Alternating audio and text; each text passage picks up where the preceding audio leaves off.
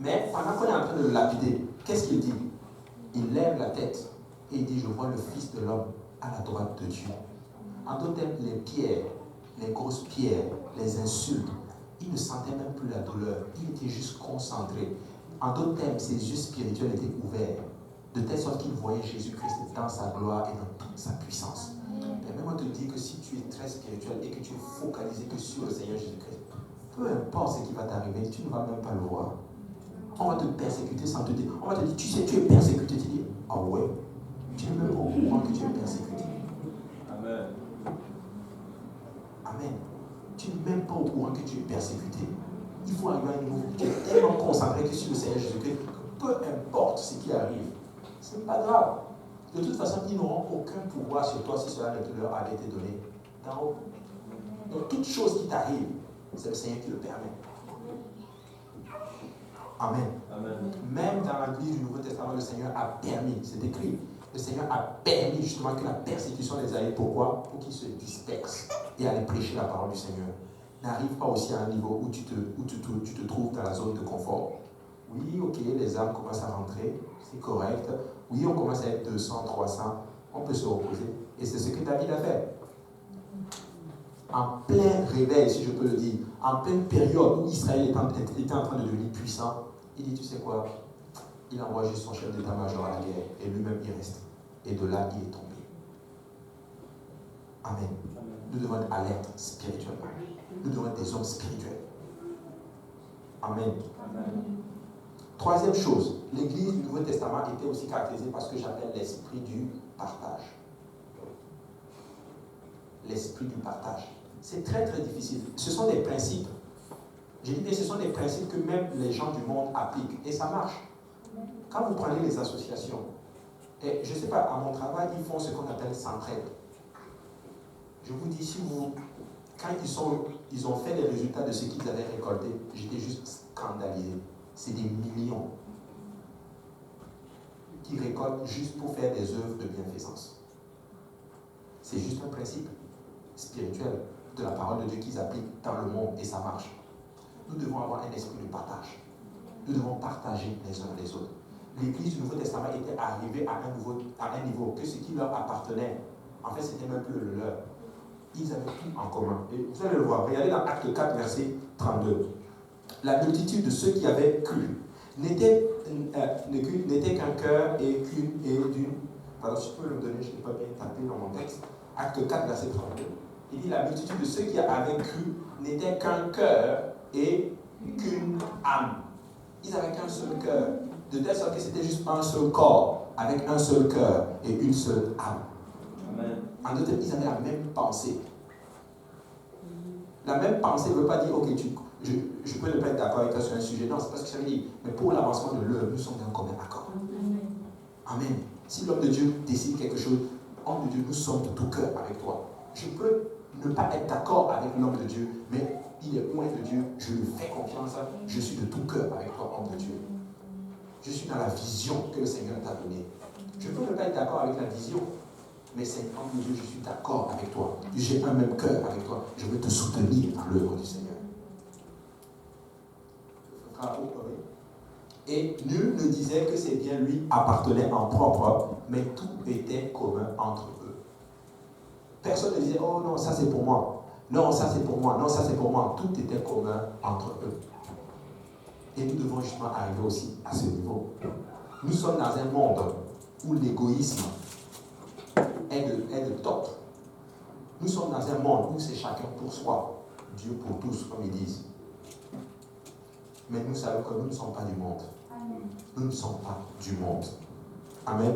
Ils étaient les dispensateurs et non des propriétaires de la grâce et des dons de Dieu. Et ceux qui prospéraient vendaient souvent même ce qu'ils avaient et pour les partager avec les démunis. Et Barnabas justement a montré l'exemple. Il a fait quelque chose que personne n'avait jamais fait. En d'autres termes, il a cassé la baraque. Il a fait un truc que personne n'aurait imaginé faire. Il vend tout ce qu'il a et il va le déposer devant les apôtres. Prends pour l'œuvre du Seigneur. Je ne sais pas quel esprit il avait, mais ça c'est du haut niveau. Ça c'est du haut niveau. C'est ça l'Église du Nouveau Testament. arriver à un point où tu es prêt à tout. Écoutez, on est tous dans le processus. Le Seigneur est en train de travailler sur chacun de nous. Amen. Mais si nous voulons voir les miracles, la puissance qui opérait au sein de ces personnes-là, il faut arriver à leur niveau. Amen. Il faut arriver à ce niveau-là. Amen. Donc voilà encore ce que le Seigneur a mis en mon cœur aujourd'hui. L'Église du Nouveau Testament, nous sommes l'Église du Nouveau Testament. Et nous avons été fondés sur des fondements. Des apôtres, mais aussi des prophètes. Mais Jésus-Christ est la pierre angulaire. Si nous persévérons dans les enseignements des apôtres, si nous essayons de fonctionner et d'appliquer ces principes qu'ils ont utilisés, nous allons faire de grandes choses. Vous allez voir que les âmes vont venir. Nous n'allons même pas pouvoir les contenir. Amen. Amen. Nous n'allons pas pouvoir les contenir. Il faut arriver à un niveau où nous comprenons que l'œuvre est beaucoup plus grande que ce que je suis. L'œuvre est beaucoup plus grande que ce que je suis. Il y a 7 milliards d'hommes sur la face de la terre. Une personne, 1 divisé par 1 milliard, c'est 0. Nous ne sommes rien. Nous ne sommes rien. Mais l'Église et l'œuvre de Dieu est beaucoup plus importante. Soutenons l'œuvre du Seigneur. Soutenons l'œuvre du Seigneur. Que nos propres biens, que notre pensée, que nos intérêts n'arrivent pas et deviennent un frein à l'œuvre du Seigneur. Parce que s'il y a une chose que le Seigneur peut faire, il peut remplacer, il peut nous remplacer. Il peut aller prendre quelqu'un d'autre et venir faire l'œuvre qu'il veut faire. Amen. Amen. Que le Seigneur vous bénisse.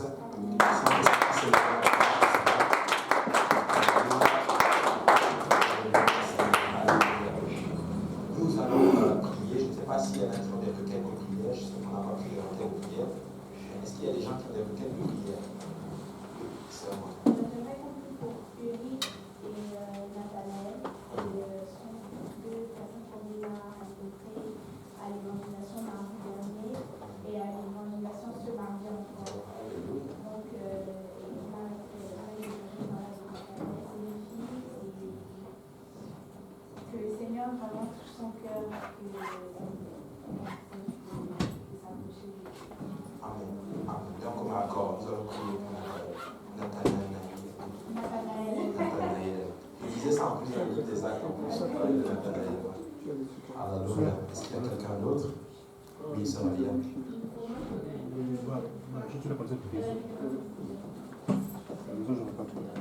Amen. Amen. Au nom de Jésus-Christ. Alléluia. Donc, comme un accord. Amen. Est-ce qu'il y a quelqu'un d'autre? Oui, maman. Je demande la prière pour une dame que j'ai invitée dans la province d'Afrique, qui s'appelle Anne-Maria Mandabou. Qui est la Amen. Au nom de Jésus-Christ. Amen. Amen. Amen. Quelqu'un d'autre? Alléluia. Ok, moi j'aimerais qu'on prie aussi pour Adama, que le Seigneur fasse grâce, vraiment. Que le Seigneur est vraiment en train de travailler dans sa vie. Et surtout, vraiment aussi que le Seigneur bouge beaucoup dans toutes les situations. Je sais qu'il y a beaucoup de situations qui sont représentées ici. Je ne les connais pas toutes. Mais permettez-moi de vous dire aussi que Dieu sait par quoi vous faites face. Quelqu'un a dit que des fois, on n'est pas dans vos souliers pour comprendre ce que tu ressens. Mais Dieu, il sait ce que tu ressens.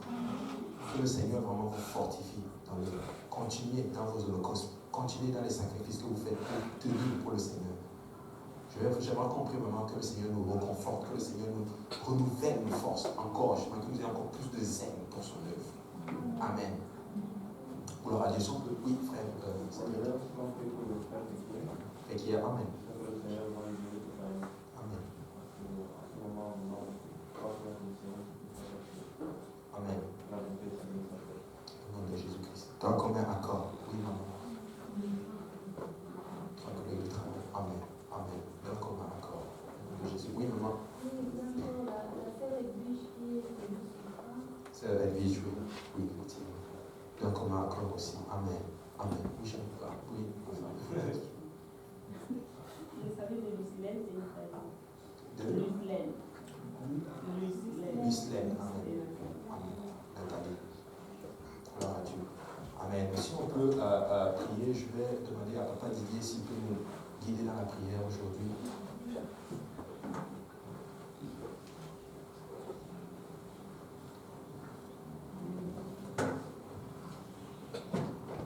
Alléluia, on va prier au nom de Jésus. Il Éternel Papa, tu es le Dieu bon Père. Nous venons devant toi, Papa, avec toutes ces requêtes, Seigneur. Mais nous avons une assurance dans nos cœurs, éternel Papa, que toi, c'est le Dieu qui répond, Seigneur. Tu es le Dieu qui exauce, Seigneur. Avec cette assurance, Seigneur Papa, nous nous tenons devant le trône de grâce, Seigneur, et nous levons nos mains vers toi, Seigneur. Car nos âmes, éternel Papa, ont soif de toi, Seigneur. Nos âmes attendent après toi, éternel Papa. Nos âmes ont soif de toi, Seigneur. Éternel Papa, viens, Père. Éternel Papa, écoute nos voix, Seigneur. Alors que nous nous tenons